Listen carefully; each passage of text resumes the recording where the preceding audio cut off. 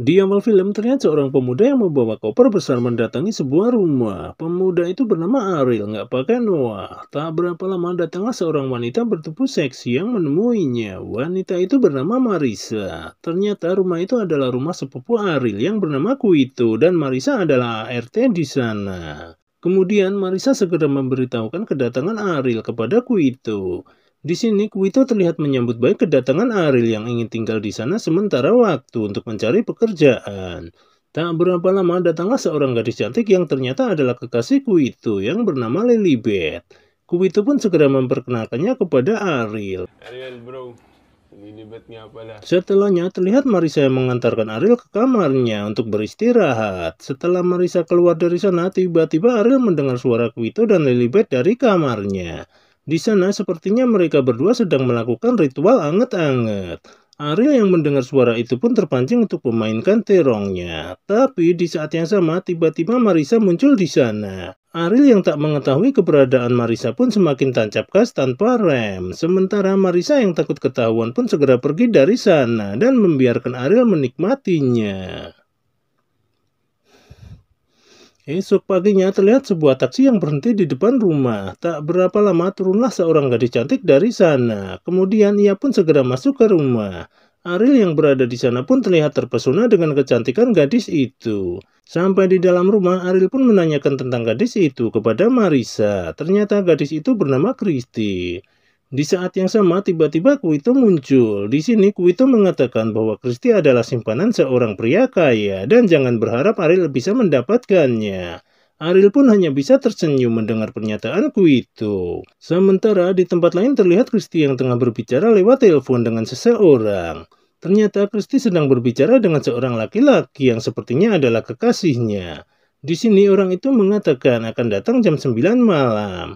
Kemudian Kristi pun meminta ART-nya yang bernama Cedes untuk menyiapkan makan malam. Lalu Kristi segera pergi ke kamarnya.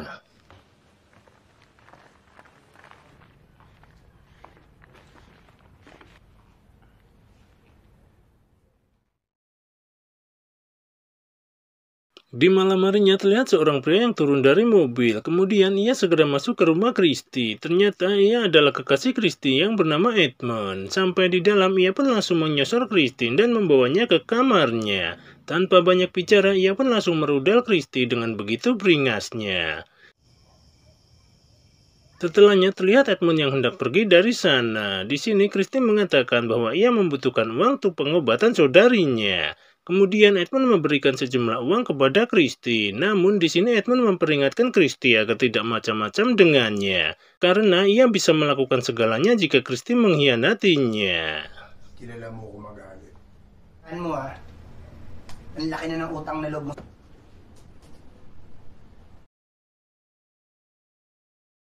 Di pagi harinya terlihat Ariel yang hendak keluar rumah. Di sini ia malah melihat Kristi sedang bersama seseorang pria. Di sana Kristi terlihat memberikan sebuah amplop kepada pria itu. Kemudian pria itu segera pergi dari sana dan tak berselang lama Kristi pun kembali masuk ke rumahnya.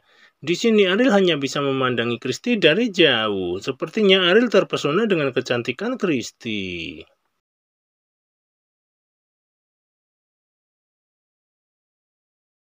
Di siang harinya terlihat Kuito dan Lilibet yang sedang berada di rumah. Di sana terlihat juga seorang gadis cantik bersama mereka. Gadis itu bernama Marla. Ternyata Marla adalah teman mereka yang akan dijodohkan dengan Ariel. Tak berapa lama Ariel pun terlihat pulang ke rumahnya. Di sini Kuito memperkenalkan Ariel kepada Marla. Kemudian mereka pun segera berpesta. Di saat mereka semua sudah ngefly, Kuito dan Lilibet pun langsung beradu onderdil di depan Ariel. Ariel yang melihat mereka beradu onderdil di depan matanya pun terpancing dan tak kuasa menahannya. Tanpa menunggu lama, Marla pun segera mengajak Ariel masuk ke kamarnya dan mereka pun ikutan beradu onderdil di sana.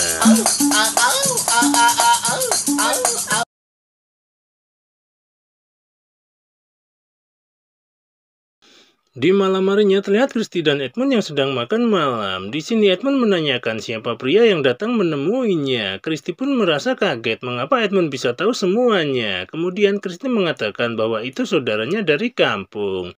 Edmund pun tak begitu saja percaya dengan jawaban Kristi. Lalu Edmund kembali memperingatkan Kristi dengan penuh amarah. Kemudian ia kembali merudal Kristi dengan begitu beringasnya. Bakit umiyak?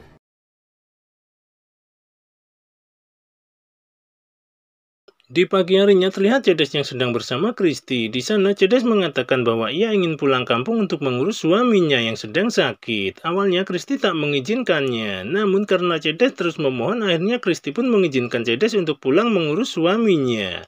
Kemudian Kristi menelpon Edmund untuk memberitahukan hal ini. Tak diduga, di sana Ariel juga terlihat sedang menelpon seseorang. Kristi yang melihat Ariel pun melempar senyuman kepadanya. Di sini Ariel juga terlihat membalas senyuman Kristi.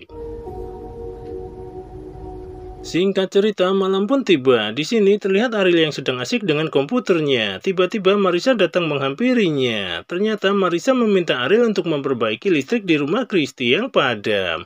Ariel pun tak menyia-nyiakan kesempatan emas itu untuk bisa lebih dekat dengan Kristi. Kemudian Ariel pun segera masuk dan mengeceknya. Ternyata sutradara sudah mengatur semuanya agar listriknya mudah diperbaiki. Dan ternyata benar, hanya dengan sekali sentuh listrik di rumah Kristi langsung menyala. Kristi pun sangat-sangat berterima kasih kepada Ariel. Kemudian mereka berdua pun saling berkenalan dan bertukar nomor telepon. Bigay mo na rin sa akin yung phone mo. Lalagay ko yung number ko. Isipin mo na Karena sudah larut malam, Ariel pun segera pamit dari sana. Sesampai di rumah, Quito kembali mengingatkan Ariel agar ia menjauhi Kristi. Karena semua itu hanya akan menimbulkan masalah, karena Kristi adalah simpanan seseorang. Tapi di sini Ariel sepertinya tidak terlalu menghiraukan perkataan Quito. sa pagkakalam ko, may nag-aalaga na sa babaeng yan. Kung tinatamaan ka lang ng libog mo, napakadaming bata, bahala ka na sa buhay mo.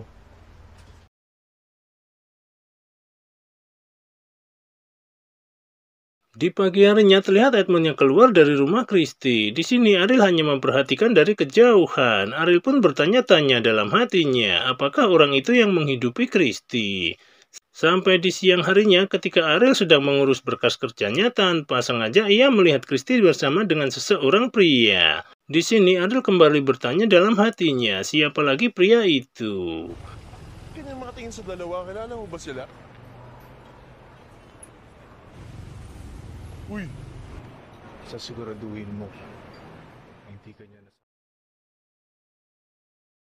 Singkat cerita, malam pun tiba. Di sini terlihat Ariel yang sedang asik bermain dengan handphonenya. Tiba-tiba Kristi mengirim pesan kepadanya untuk datang ke rumahnya. Ariel yang membaca pesan itu pun tak menyia-nyiakan kesempatan itu dan langsung OTW ke rumah Kristi. Sampai di sana, Kristi langsung menyiapkan hidangan untuk Ariel. Tapi sebelum Ariel menikmati hidangan itu, Ariel menanyakan kepada Kristi siapa orang yang tadi pagi mendatanginya. Kristi pun mengatakan bahwa ia orang yang selalu menjaganya. Tak sampai di situ, Ariel juga menanyakan siapa pria yang bersamanya di restoran. Kristi pun merasa kaget kenapa Ariel bisa melihat semuanya. Lalu Kristi mengatakan bahwa itu saudaranya. Kemudian Ariel menanyakan tentang kehidupannya dengan Edmund. Namun bukan jawaban yang didapat Ariel. Di sini Kristi malah nampak begitu sedih dan menangis jika ia harus menceritakan kehidupannya. Karena ia rela melakukan apapun untuk menghidupi keluarganya. Tak disangka, tiba-tiba Kristi langsung menyosor bibir Ariel. Kemudian ia mengajak Ariel masuk ke kamarnya dan mereka berdua pun beradu onderdil di sana. Setelah puas mengadu onderdil, Ariel pun kembali ke rumahnya dengan mengendap-endap. Tapi tanpa Ariel sadari ternyata Marissa mengetahui kepulangan Ariel.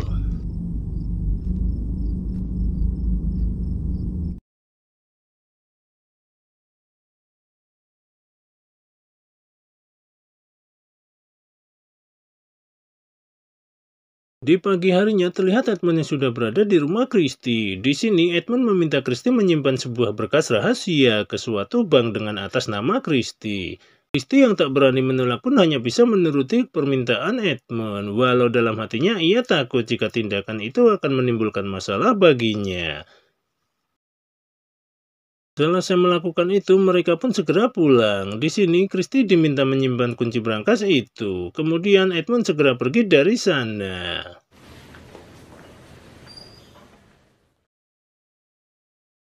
Singkat cerita, malam pun tiba. Di sini terlihat Christy yang sedang menelpon seseorang. Sepertinya Christy sedang membicarakan hal yang sangat serius dengan orang itu. Tapi di saat yang sama tiba-tiba Ariel masuk ke sana. Christy pun segera menyudahi pembicaraan itu. Kemudian ia langsung mengajak Ariel ke kamarnya. Sebelum memberikan servis kepada Ariel, Christy mengatakan bahwa ia ingin melepaskan diri dari Edmund. Tapi ia membutuhkan bantuan Ariel.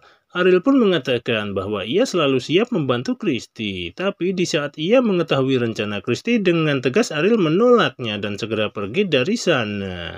Karena Christy meminta Ariel untuk membantu meracuni Edmund. Di sini Christy terlihat begitu kecewa dengan Ariel. Di saat ia keluar dari rumah Christy, tanpa ia sadari ada seseorang yang merekamnya.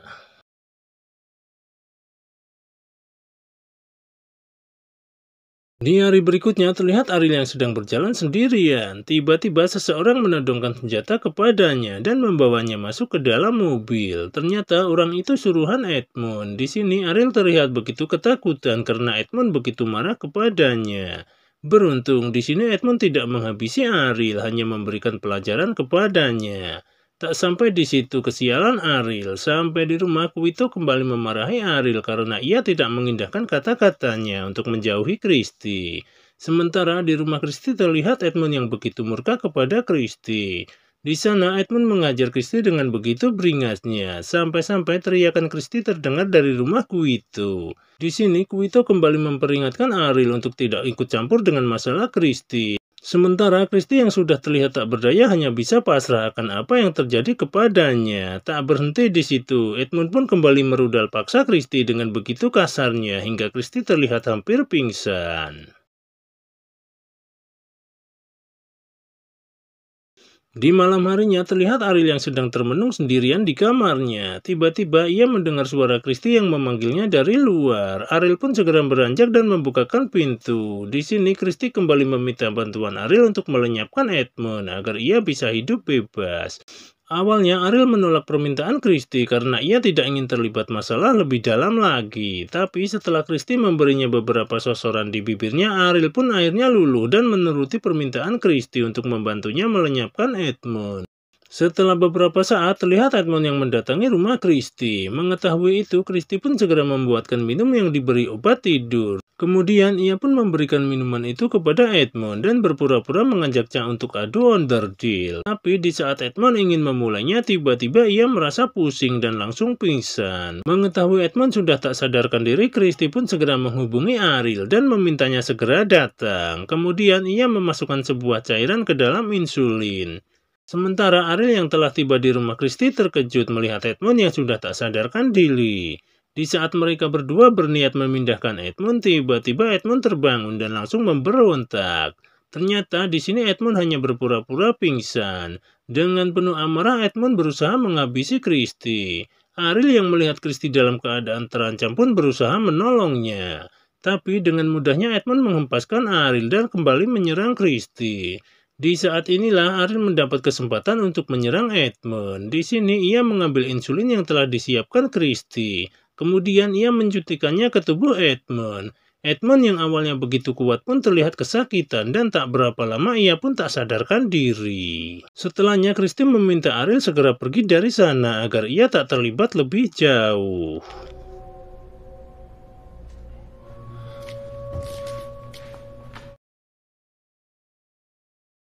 Di pagi harinya terlihat Kuito yang menggedor-gedor pintu kamar Ariel. Ternyata Kuito memberitahukan bahwa pacar Christy telah mati. Kemudian mereka pun keluar untuk melihat keadaan. Ternyata di luar sudah terdapat sekali banyak polisi.